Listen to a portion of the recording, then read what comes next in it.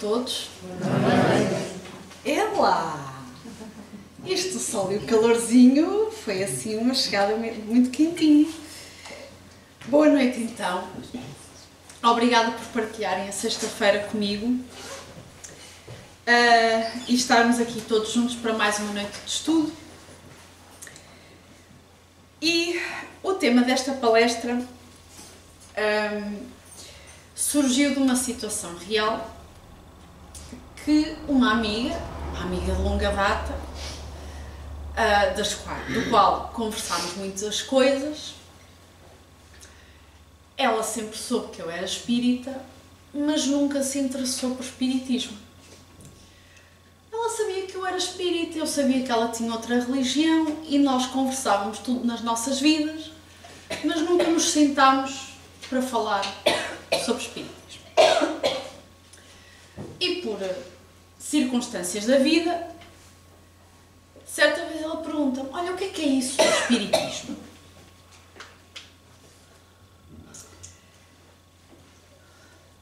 E a conversa vai, e vem a outra pergunta a seguir, que é: que livro é que tu achas que eu devo ler primeiro? Eu não fazia ideia que a Filipe ia dar uma palestra há 2 semanas que ia tocar um bocadinho neste assunto, mas apesar das palestras darem as mãos, não vai ser repetitiva, pelo menos eu espero que assim não seja. E apesar de já há alguns anos que faço parte da doutrina espírita, paro sempre a pensar, ok, que livro é que eu dou a esta pessoa para ser o primeiro livro? Para ser o ponto de entrada. A pessoa manifestou interesse e qual é o livro?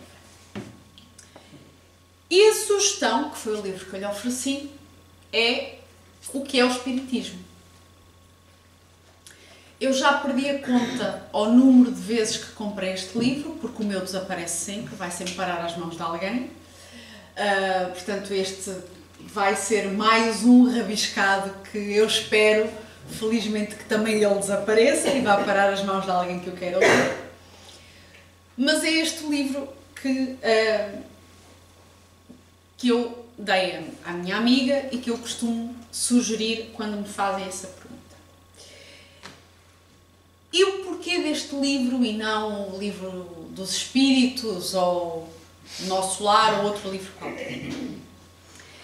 Este livro foi publicado pela primeira vez em 1859.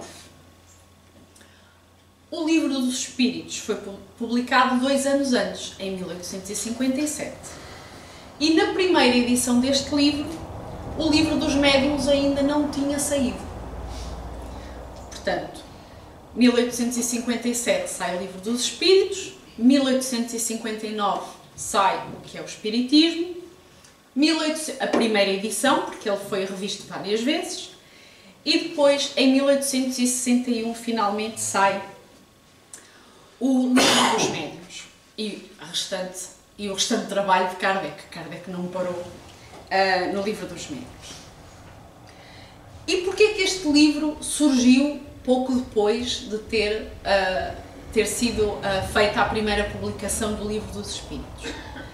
Kardec estava-se a ver a braços com a contínua interrogação das pessoas sobre o que é o espiritismo, o que é isso dos espíritos, o que é isso das mesas girantes. E para evitar esta repetição constante das respostas, ele resolveu compilar um resumo. E o resumo está aqui. Portanto, se repararem, quem está familiarizado com o livro dos espíritos é uma versão light, portanto tem menos calorias, mas igualmente nutritiva. E em que é que este livro difere do livro dos espíritos? A sua estrutura para já é muito peculiar. A edição atual, esta é uma das edições atuais, eu estou a mostrar este livro, mas há outras edições de outras editoras por aí, mas a última edição, começa com a biografia de Allan Kardec, feita por um companheiro, que eu não vou saber dizer o nome, mas eu vou tentar, Henri Sauce. O meu francês é maravilhoso. quase tão bom como o meu alemão.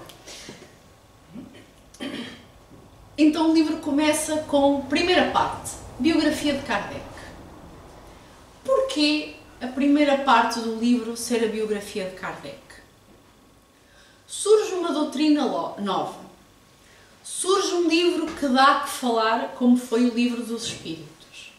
E a pergunta que as pessoas geralmente fazem é: quem é este que anda aí a falar de Espiritismo? Que é uma pergunta relativamente lógica. Quem é? Quem é que compilou o Livro dos Espíritos? Então o livro começa por dar resposta a quem é Allan Kardec. E depois é dividido em mais 3 outros capítulos. Tem um pequeníssimo preâmbulo. E o primeiro capítulo são diálogos, ou o que eles chamam aqui, uma pequena conferência espírita. O segundo capítulo resume tópicos que depois vêm a ser abordados no Livro dos Médiuns. E o terceiro faz um resumo dos tópicos abordados no Livro dos Espíritos. Portanto, este pequeno comprimidozinho tem assim condensado um conjunto de vitaminas boas sobre o que é a nossa doutrina. E o objetivo do trabalho de hoje é focar-nos no primeiro capítulo. Portanto, nem vai ser na biografia de Kardec, nem no resumo do Livro dos Espíritos ou do Livro dos Médiuns. Vai ser o primeiro capítulo. E o primeiro capítulo, Kardec escreve 3 hipotéticos diálogos. Portanto, é um sistema de pergunta e resposta com 3 individualidades. A primeira é aquilo que ele chama o crítico. Portanto, é a conversa com um indivíduo que ele intitula um crítico. O segundo diálogo com um cético. E o terceiro com um padre. Completamente aleatório, parece-vos? Porquê que Kardec compila isto? Porque ele fez uma compilação das perguntas que lhe eram adressadas mais vezes. E ele conseguiu identificar aqui 3 perfis. O perfil daqueles que são críticos à doutrina, o perfil daqueles que são céticos em relação à doutrina e o perfil dos religiosos, como a figura de um padre.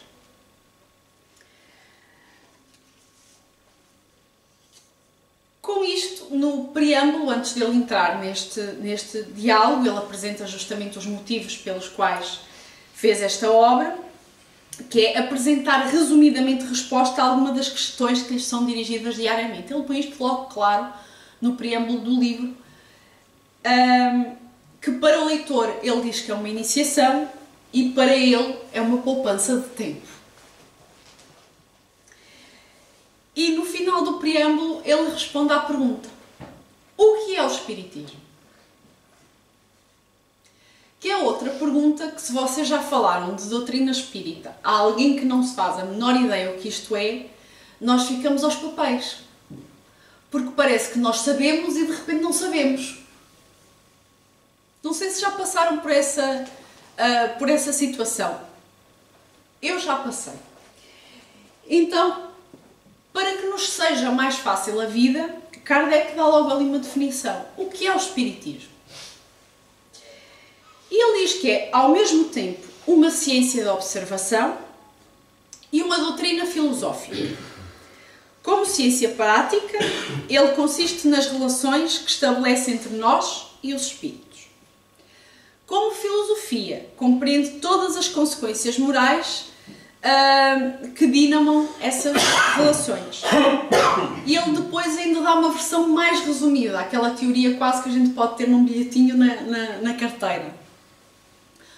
O Espiritismo é uma ciência que trata da natureza, origem e destino dos espíritos, bem como das suas relações com o mundo corporal. Relação dos espíritos com o mundo corporal. Tão fácil e tão complicada esta definição. Portanto, o que é o espiritismo? É uma ciência que trata da natureza, origem e destino dos espíritos e das suas relações. A partir daí vêm todas estas conversas de como é que isto se processa.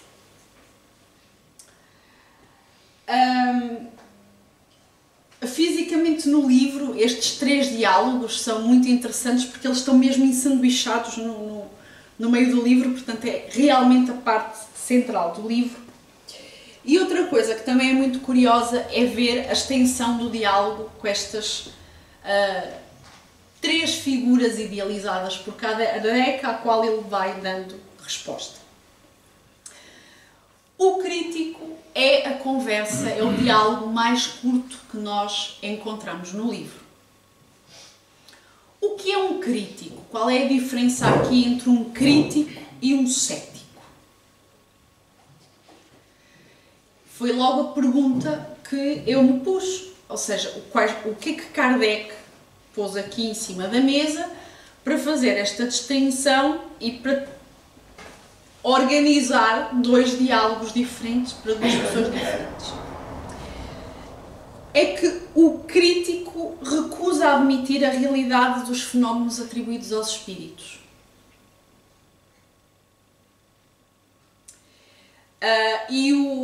Os diálogos são maravilhosos, porque se vocês estiverem a ler é quase como que ele é uma peça de teatro, porque ele de facto mimificou uma conversa, portanto quando chamam de diálogo é realmente um diálogo e lê-se estes 3 diálogos de uma forma deliciosa. Então, quando o crítico vai ter com Kardec, o crítico quer ver as manifestações espíritas, quer a prova física dos espíritos, ele quer ver as manifestações. E todo o diálogo se passa com Kardec a dizer que não vai ser 1 ou 2 sessões que o vão convencer do que quer que seja. Ele próprio demorou muito tempo de observação e de estudo para conseguir compreender aquilo, portanto não seria 1 ou 2 sessões que o fariam acreditar naquilo que era. Tanto que eu passo a citar, Kardec diz: lamento, caro senhor, porém não tenho o dom de fazer milagres, julgais que 1 ou 2 sessões bastariam para o convencer? E o que é que Kardec nos ensina com este diálogo? Porque apesar de ser uma leitura muito prazerosa, para quem gosta de ler, naturalmente, nós paramos e pensamos, ok, 1859, porquê que Kardec para e idealiza uma personagem e diz que não vai ser 1 ou 2 sessões que o vão convencer?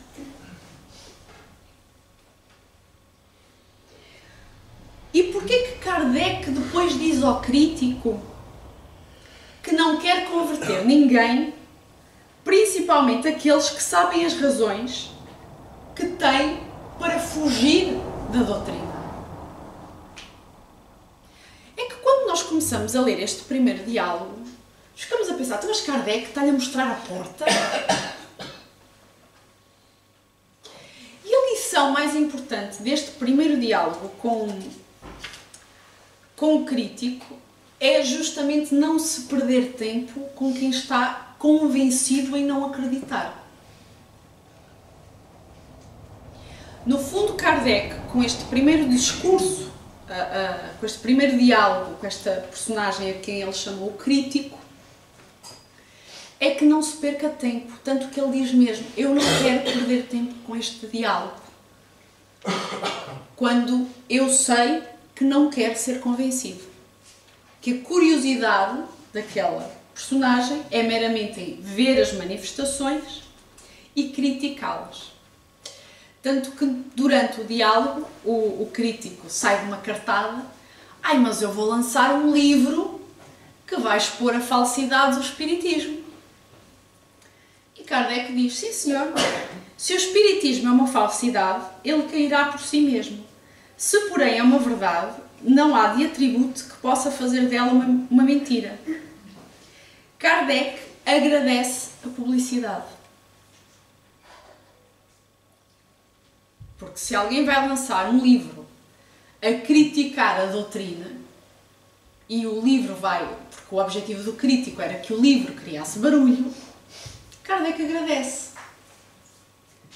Porque se há barulho sobre um tema, as pessoas sérias vão tentar saber se aquelas críticas são fundamentadas ou não. Faz algum sentido. Se agora começarem a dizer nas notícias que a Terra é plana, eu vou deitar as mãos à cabeça. Mas espera aí, o Galileu estava errado?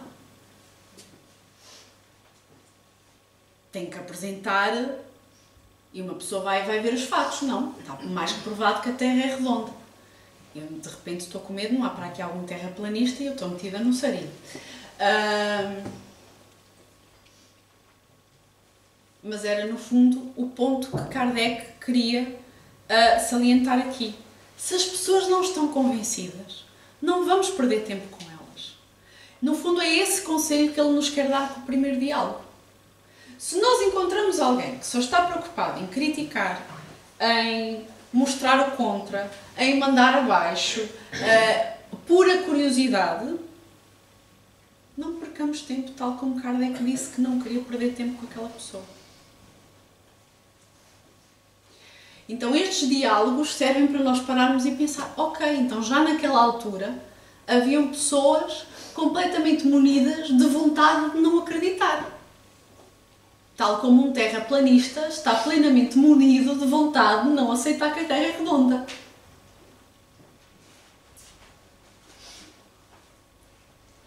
Então não percamos tempo com eles. Dúvidas até aqui? Eu sei que está sem PowerPoint, espero que estamos todos a acompanhar. O segundo diálogo é o mais longo.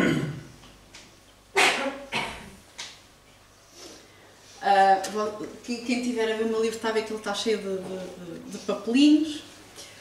O segundo diálogo é o mais longo. E eu diria que é possivelmente o mais interessante. Isto é opinião.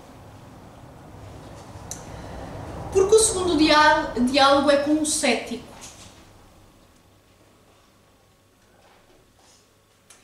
Também Kardec era cético.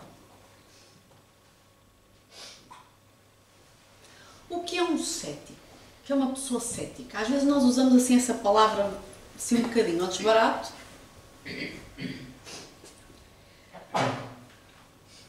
O cético não sabe, não acredita, mas está disponível a ouvir e a entender. Que foi o que Kardec fez. Ouviu falar de umas cestas que escreviam, de umas mesas girantes, de umas coisas que tais. Então, mas as mesas agora giram? As cestas agora escrevem?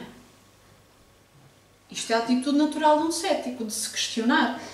Mas o que é que está por trás disso?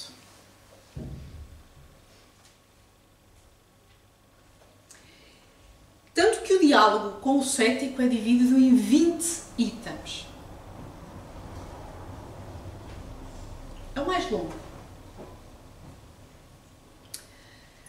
E começa logo por estabelecer.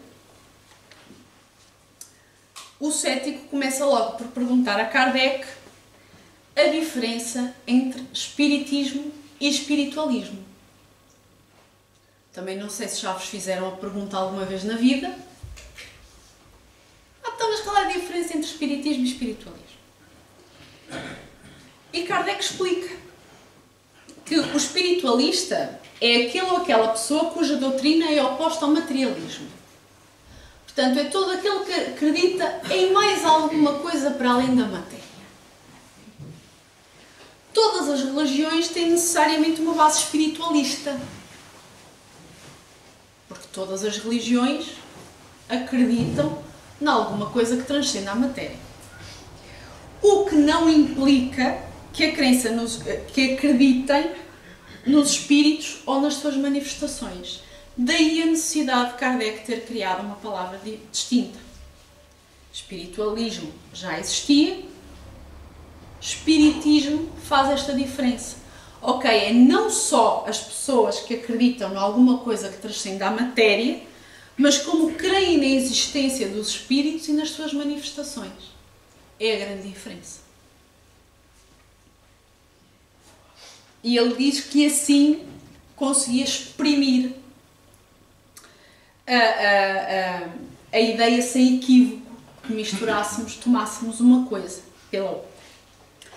Outro dos tópicos interessantes neste diálogo com o cético, ele é de facto muito curioso, este cético, que é sobre as desidências que há, sobre os termos, sobre as coisas, as diferenças. E é engraçado ver que já naquela altura, portanto, o livro dos Espíritos tinha saído há 2 anos e já havia dissidências, já havia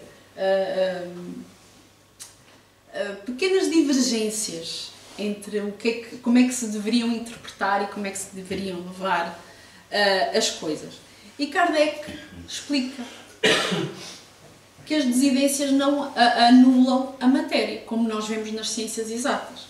Se nós formos à psicologia, temos a escola junguiana, a escola, as várias formas de pensamento.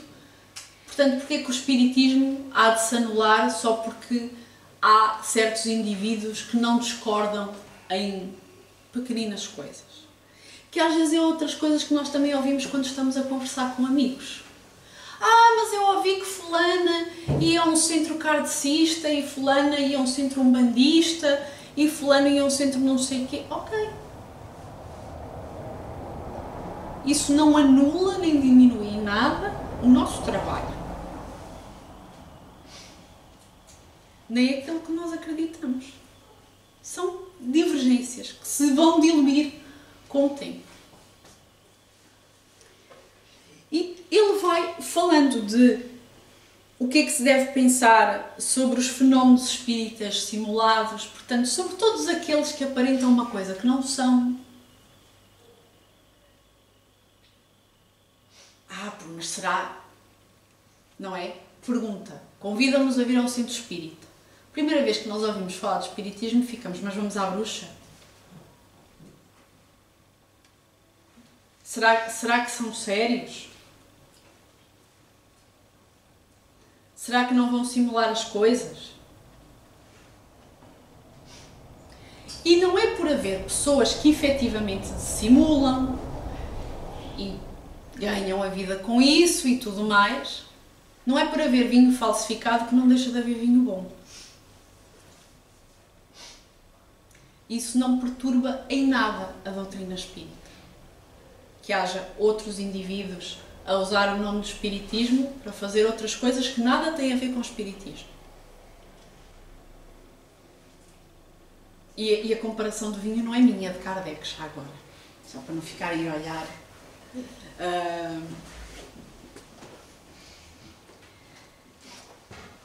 E quem são os adversários do espiritismo?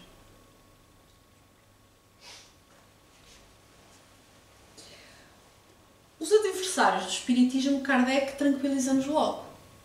Ninguém pode ter a verdade. Não é por se dizer a um rio que é um lago que o rio para.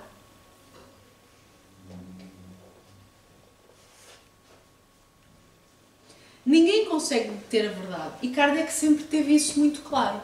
Portanto, neste diálogo que ele vai tendo com o cético, ele está muito pouco preocupado com os inimigos. Está muito pouco preocupado com os críticos com quem ele tinha falado anteriormente. Porque ninguém consegue destruir o espiritismo, porque ninguém consegue destruir a fonte, porque não há uma fonte.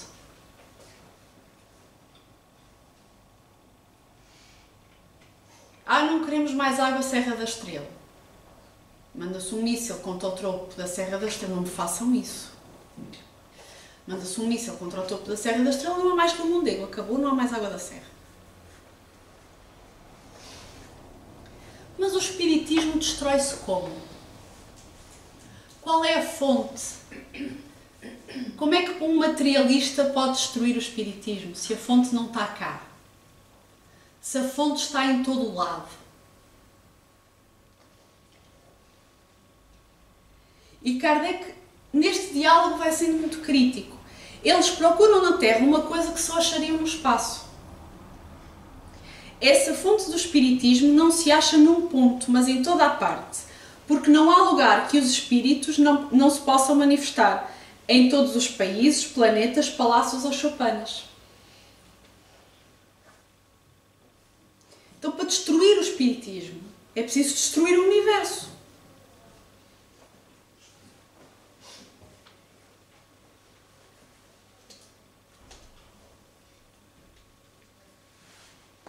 Essa universalidade das manifestações é uma força que não podem explicar aqueles que conhecem as leis dos fenómenos elétricos, que não compreendem a rapidez de um despacho telegráfico. É uma comparação interessante que Kardec faz com a eletricidade. Obviamente acho que já, talvez só os militares é que usem um telégrafo, mas se eu perguntasse como é que funciona a internet nos vossos telemóveis, não sei se há aqui algum engenheiro eletrotécnico, mas acho que passa pela existência de uns quantos satélites lá em cima. Mas ninguém consegue explicar. Os nossos telemóveis estão todos com rede. Como é que a rede veio cá parar?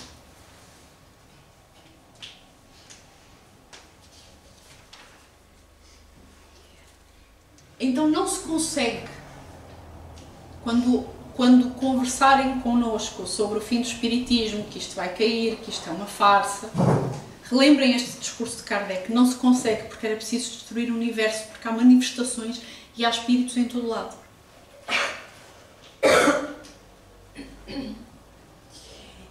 E qual é a diferença entre o maravilhoso e o sobrenatural? Que era outra das perguntas que lhe faziam com alguma frequência. E Kardec também explica de uma forma muito normal. Uma ideia só é supersticiosa quando é falsa. Mas cessa de o ser, desde que possa ser uma verdade reconhecida. Sobrenatural é tudo o que está fora das leis da natureza. O espiritismo não faz milagres, nem prodígios, antes explica a sua possibilidade. A existência dos espíritos e a comunicação dos espíritos é uma coisa natural. Eu não sei quanto a vocês, eu estou a falar com espíritos. Eu não vejo desencarnados, é só para avisar que eu mal, mas vejo só encarnados.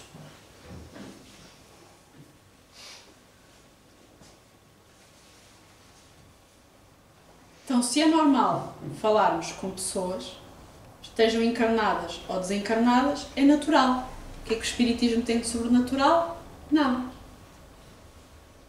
Daí Kardec ter dito, para se destruir a fonte do espiritismo, tinha que se destruir a natureza toda, tinha que se destruir o universo. Não há uma fonte.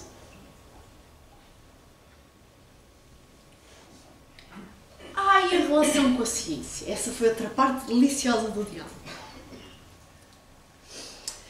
Porque o cético diz, então, mas os sábios são contra vocês.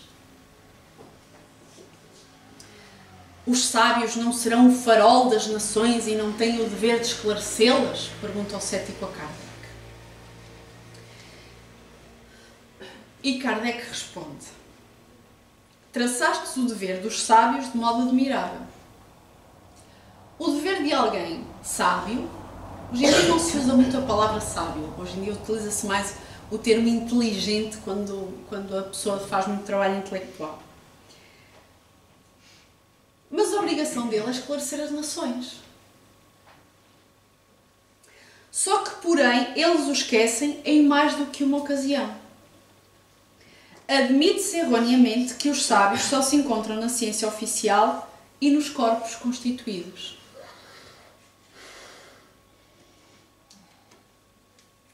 Calma. Vamos ver isto com calma. O cético diz que os sábios, afirma a Kardec, que os sábios são contra a doutrina espírita. Porque os sábios, tendo que ser o farol das nações, deviam esclarecer as nações. E Kardec levanta aqui duas questões. Se os sábios estão realmente a fazer o trabalho deles, seja, se as pessoas que têm um trabalho intelectual e adquirem conhecimento estão realmente a esclarecer as pessoas. E depois levanta aqui outra ideia muito forte, que é: quem são os sábios? Quem são as pessoas que têm conhecimento? São só as pessoas que estão nas ciências oficiais e nos corpos constituídos? Kardec deixa assim a coisa no ar. Se calhar não.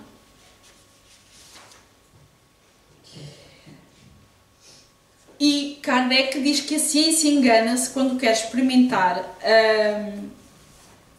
com os espíritos como experimenta com uma pilha. E porquê? Ele diz que as ciências vulgares repousam sobre as propriedades da matéria, que se pode à vontade manipular os fenómenos que ela produz, têm por agentes forças materiais. Se nós quisermos ver a ação de um comprimido, precisamos de uma pessoa encarnada do comprimido e fazer todo, ou seja, consegue-se testar as várias reações, porque são agentes materiais. Agora, o espiritismo, ou por exemplo, se quisermos fazer um bolo, que é uma reação química, farinha, açúcar, ovos, leite, nós conseguimos replicar várias vezes a reação. Agentes materiais, misturamos da mesma forma, com sorte o forno também ajuda e sairá sempre o bolo. O problema do espiritismo, já estou a deixar as pessoas com fome, é que os agentes não são materiais. Eu não posso pegar uma farinha, um açúcar, ou seja, eu não posso pegar um médium, um espírito, da mesma forma que eu vou à despensa e pego farinha, açúcar e ovos. Porque quando estamos a falar de espiritismo, estamos a falar de agentes inteligentes, independentes, com livre-arbítrio e que não estão sujeitos aos nossos caprichos. Por isso eles escapam aos processos de laboratório e de cálculo e ficam fora do domínio da ciência como a conhecemos hoje propriamente dito. Isto são palavras de Kardec. Faz sentido. Se pensarmos nesta analogia entre bolo e agentes espirituais, eu não consigo propriamente anda cá espírito, anda cá médium, e agora? Não há nada para ligar, não... Como é que eu faço a experiência?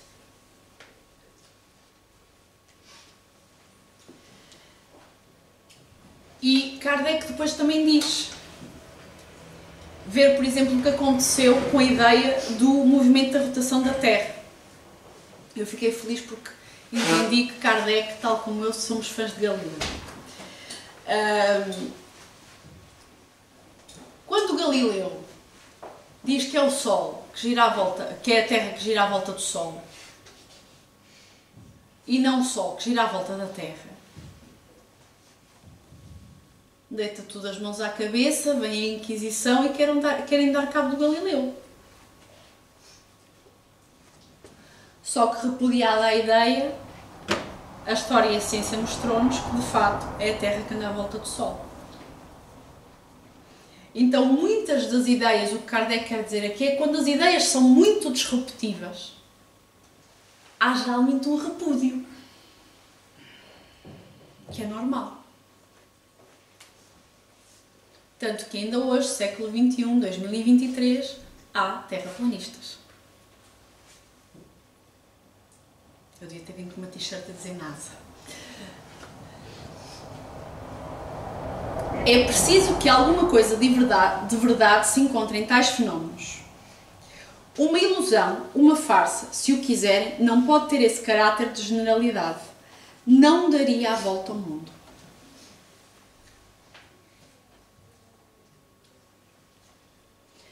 Portanto, se o espiritismo fosse realmente falso, como é que se justifica que os fenómenos tivessem acontecido à volta do mundo, que as coisas se estivessem a verificar à volta do mundo, que vários estudiosos em vários países vamos ter em conta que em 1859 não havia internet. A eletricidade estava a dar os primeiros passinhos.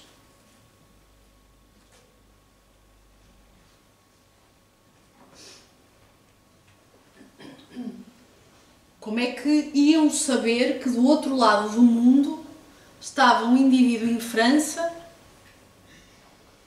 Isto são coisas que demoravam imenso tempo.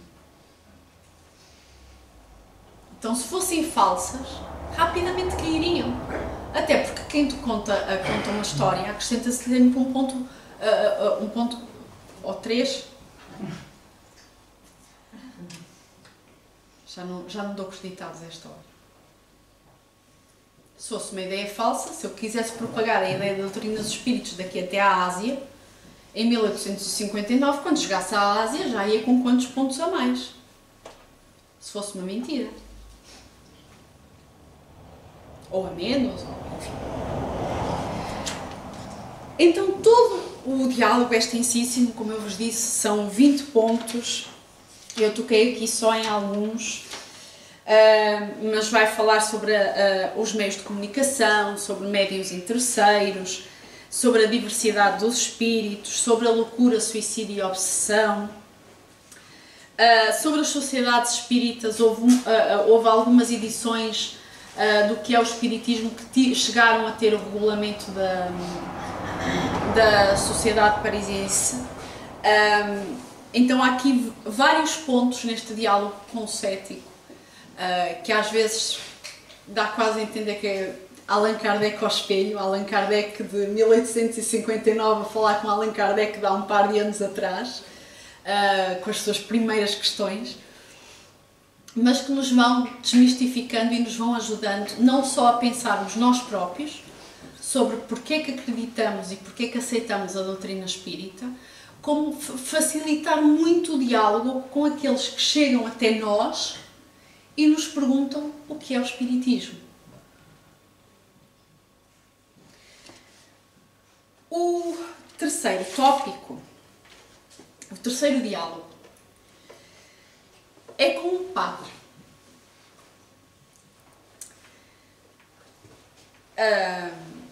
Quem conhece um bocadinho da biografia de Kardec sabe que ele teve alguns amargos de boca à conta da religião vigente, e aqui Kardec simula uma conversa com um padre que se aproxima dele e as hipotéticas perguntas ou as perguntas que lhe fariam mais vezes sobre a doutrina espírita. E quando Kardec vê que quem se aproxima dele aproxima-se realmente com vontade de aprender, ele diz sempre que responde de bom grado. Ao contrário do crítico, que só queria chatear e queria fazer barulho, e ele, não me faças perder tempo, filho, tenho mais o que fazer, com o padre ele igualmente diz, não, vou responder de bom grado, e se eu não souber já a literatura espírita. Tenham atenção que as edições atuais já foram revistas várias vezes, portanto já têm referências ao livro dos médiuns, à revista espírita, a outras coisas que a primeira edição não tem. E algumas das perguntas que o padre faz e que Kardec começa logo por dizer é que vai-lhe apresentar a doutrina de bom grado, mas que não tem nenhum interesse em convertê-lo.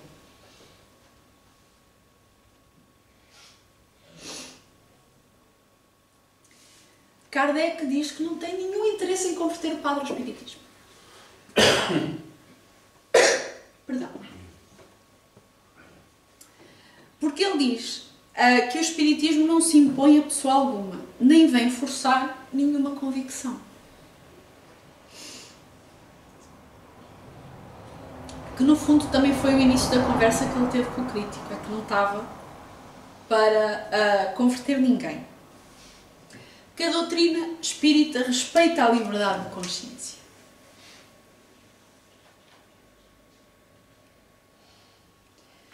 Eu, quando li aquilo, fiquei, caramba, nós tentamos converter toda a gente lá em casa, no escritório, no metro, no autocarro. E Kardec está sempre com... Eu falo-te do que tu quiseres ouvir. Mas não estou preocupado se tu vais te converter ou não. Porque Kardec entendia que quando nós forçamos, quando nós impomos alguma coisa a alguém, não é uma fé verdadeira.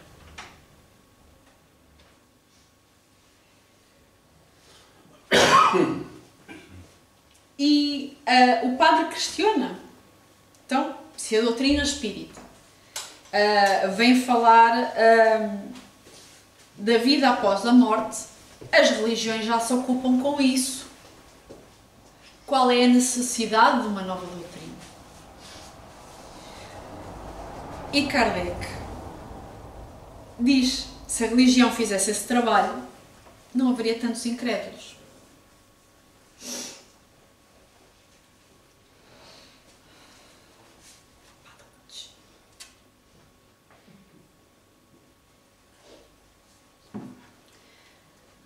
Porque o espiritismo atrai pessoas de todas as crenças.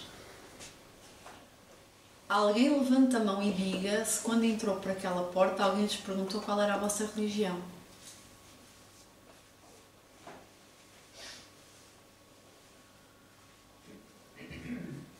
Aos desencarnados eu não consigo ver, peço desculpa, mas parece-me que dos encarnados a ninguém vos foi feita essa pergunta.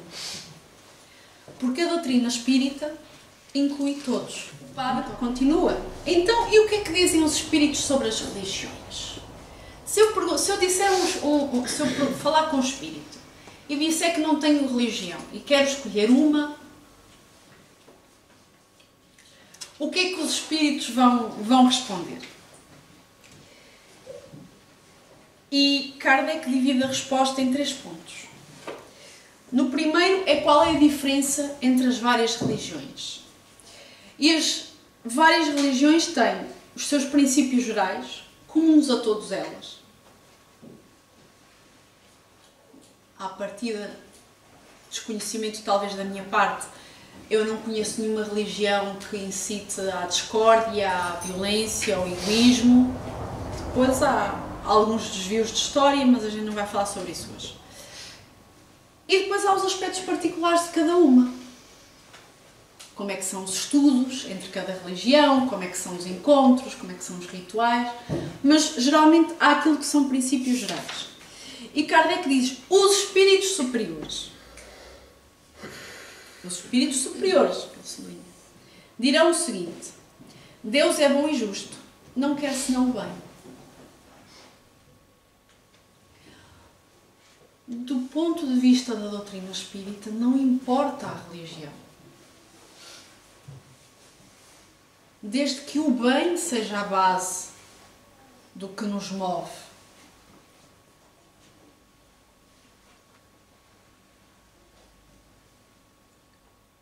Portanto, não adianta estarmos a discutir a outra é melhor, a outra é pior. Os homens da religião enganam-se com fartura. Mas os homens da religião e a religião são coisas distintas. Portanto, Deus é bom e justo e não quer senão o bem. E o diálogo continua, absolutamente maravilhoso, sobre a existência do céu e o inferno, porque para um padre o conceito de não existência de céu e inferno era um choque. Quem já está aqui há algum tempo sabe que a doutrina espírita não temos céu e inferno, nem purgatório, nem Satanás, nem nada que o valha. Há o bem e há o mal.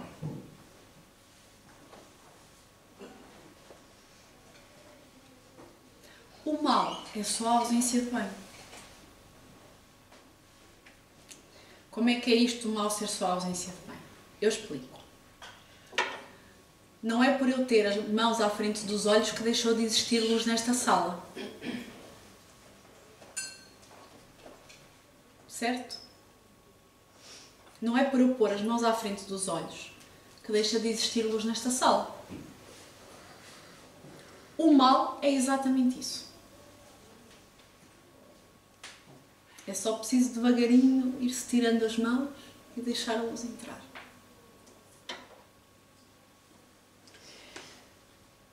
Então Kardec também conversa com o padre, que não há Satanás, nem nada do género. E termina o diálogo com 4 questões. Ele deixa 4 questões no ar ao padre, que são as 4 questões que eu vos vou deixar.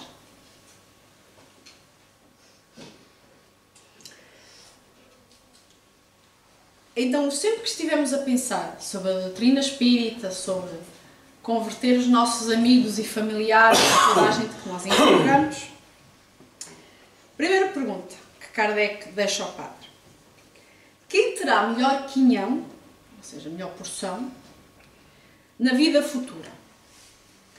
Aquele que não crê em coisa alguma ou aquele que, crente das verdades gerais, não admite certos dogmas?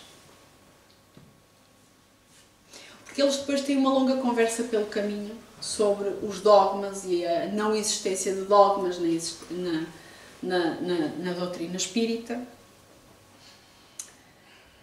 A segunda pergunta que ele faz é se o protestante e o cismático serão confundidos na mesma reprovação que o ateu e o materialista. Ou seja, se vão ser metidos no mesmo saco. Portanto, alguém que tenha uma outra religião se vai ser metido no mesmo saco dos ateus e dos materialistas.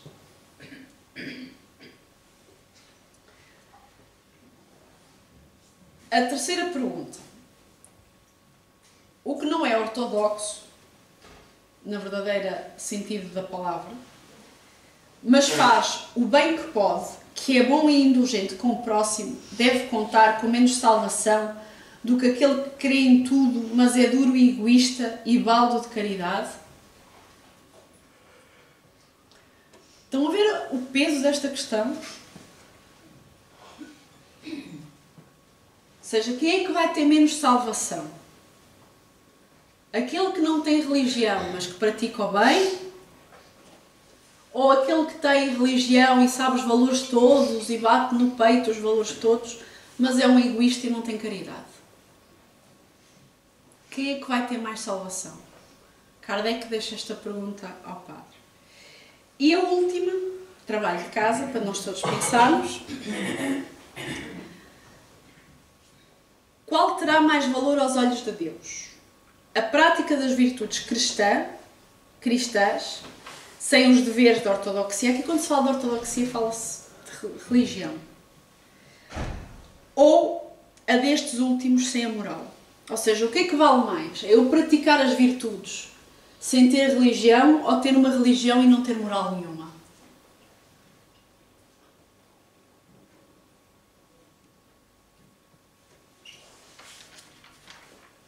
Deus é bom e justo, não quer senão o bem. Era tudo que eu tinha para partilhar convosco hoje. Espero que tenha atiçado um bocadinho a curiosidade de irem ver este livro. Até porque dá para ler de forma independente. Pode-se só ler a biografia de Kardec, pode-se só ler os diálogos, portanto tem aqui alguma independência na forma de ler. Mas é um ótimo ponto de entrada para refletirmos o que é o Espiritismo, o que é que nós já entendemos do que é o Espiritismo, e darmos estes 3 diálogos como exemplo de como é que devemos conversar com os nossos companheiros que não estão ainda na doutrina espírita. E também poupar-nos tempo e algumas dores de cabeça a discutir com aqueles que não valem a pena. Perguntas?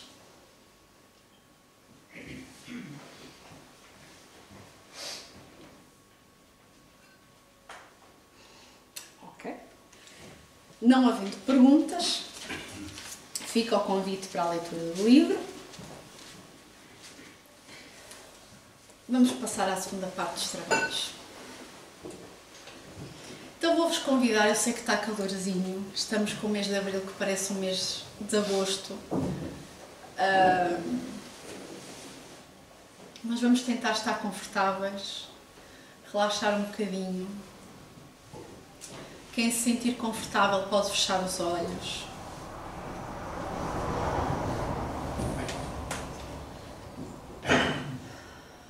Vamos concentrar-nos na nossa respiração.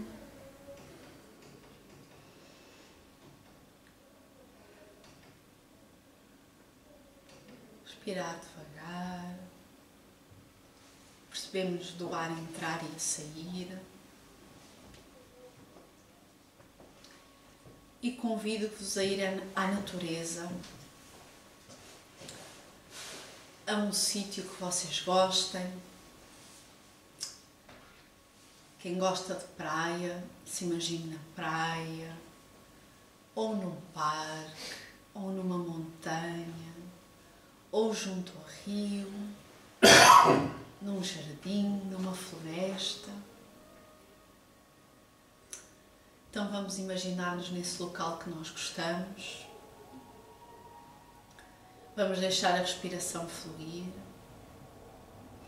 E vamos trazer até nós a imagem de Jesus e convidá-lo a vir ter connosco. Vamos deixar que ele se aproxime. Tão bom que ele está a sorrir para nós. Vamos pedir-lhe licença para agarrar a mão e agradecer tudo quanto temos. Pode não ser aquilo que nós gostaríamos de ter, mas quão felizes somos com o teto que nos cobre, com a manta que nos aquece, com a água que nos mata a sede, com o companheiro que nos segura a mão, nos faz rir e nos enxuga as lágrimas. Muito obrigada pelos nossos trabalhos, por todas as pessoas difíceis que encontramos, no lar, no trabalho, nas nossas atividades, pois são elas que nos ajudam a pôr em prática tudo o que vimos aqui aprender. Muito obrigada por todos aqueles que nos acompanham o caminho, que possamos nós também ajudá-los. Vamos lembrar aqueles que não são tão felizes como nós e que se encontram em aflições e dificuldades nos dois lados da vida. A todos aqueles que se encontram nos lares e nos hospitais. A todos aqueles que se encontram nos orfanatos, nos hospícios, nas casas de saúde. A todos aqueles que choram nos mais recônditos cantos. A todos aqueles que não têm um abraço. A todos aqueles que não têm a quem telefonar. A todos aqueles que se iludiram e choram. A todos aqueles que equivocadamente tiraram a vida. Que dos dois lados da vida, Mestre, possamos ser todos ajudados da mesma forma que nós te pedimos ajuda neste momento. Com especial carinho a todos aqueles que nós prejudicamos, a todos aqueles que não gostam de nós e a todos aqueles que não nos querem bem. Que sejam auxiliados, amparados e recebam o teu mais profundo carinho, como nós próprios o queremos receber. Muito obrigada por esta oportunidade e que possamos continuar em clima de paz e tranquilidade na tua presença, na segunda parte dos trabalhos. Obrigada, Mestre. Que assim seja.